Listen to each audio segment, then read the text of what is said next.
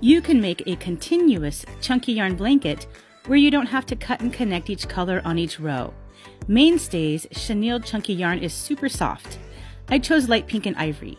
I bought 3 skeins of each color to make this medium throw blanket for our 6-year-old daughter. I start with the pink chunky yarn first. Place your working yarn to the right. Take the end of the working yarn in your left hand and wrap around. You're going to make a slip knot, which is your starting point. Push the yarn through your left middle finger. Your right hand pulls the yarn up, while left hand holds the yarn where you can adjust the loop size, gauging about 3 fingers. Loops are about 2.5 inches. You'll be making a chain foundation, which is the base to knit your stitches. Check out my video with instructions on how to make a chain foundation and slip knot. You'll make 28 loops or to the measurement of the blanket width that you want. The end loop is open, and you count your loops. You'll now flip the chain over. Pull the working yarn through your end loop and leave it to the side. You're making a knit stitch here. So you'll see that my right finger is going through the middle bump on the chain to grab the working yarn as my left hand brings in the working yarn. You pull through to make a loop.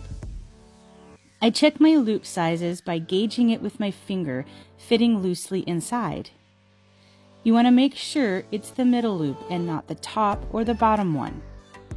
You'll continue making your loops through the middle bump until you reach the end knot.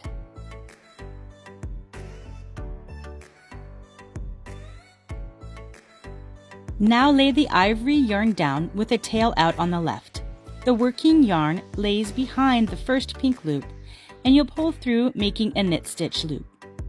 Check the loop size with your finger and making sure your loops touch as you make your stitches.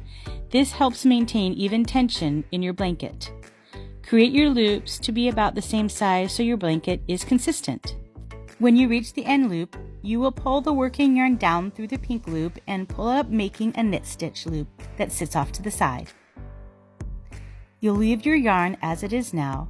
You'll stop and go back to the left side of the blanket. Take your pink working yarn around and pull up behind your first ivory loop and make a knit stitch with your pink yarn.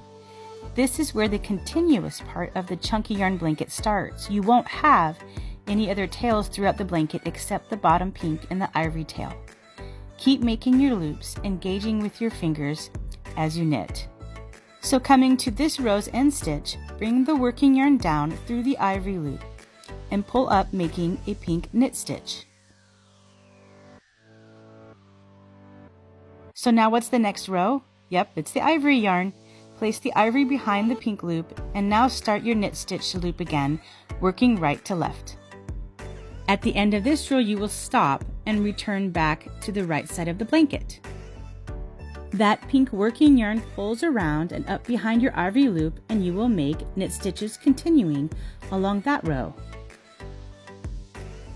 So your pink and ivory working yarns are to the left now, as well as the tails. You now take the ivory working yarn up and around and behind your pink loop and make your knit stitch. Move your working yarn to the right. Continue making your knit stitches across this row. The back side is different from the front. You'll notice the chevron-like pattern with both colors in each row with the chain foundation on the bottom. Here I am showing you again coming to the end of the row and continuing the yarn up to the next row. As I knit left to right, my right hand brings in the working yarn and my left fingers pull it through. Your working yarn is on the side you are knitting towards, so you'll switch working hands when you knit from right to left. At the end of a skein, connect another skein by using a lighter. Come check out my video explaining the lighter method to connect yarn. Now you can continue finger knitting.